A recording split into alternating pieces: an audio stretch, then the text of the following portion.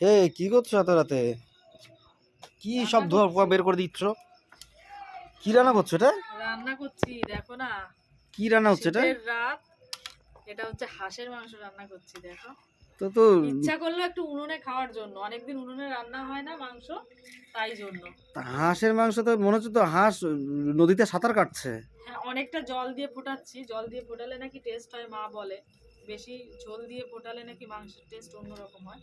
তাই জন্য এক কড়াই ভরে দিয়েছিলাম, আর এইটুকু আছে।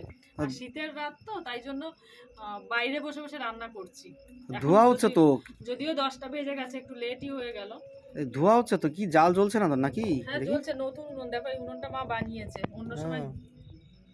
ও উনুনটা তুমি সরিয়ে নিয়ে এসছো এখানে নাকি? হ্যাঁ জাল ওই যে হচ্ছে। দেখো মাংসটা দেখো, সাঁতার কাটছে। সাঁতার কাটছে, এটা এরকম সাঁতারই কাটবে নাকি? না, কমিয়ে দেবো ঝোল। হ্যাঁ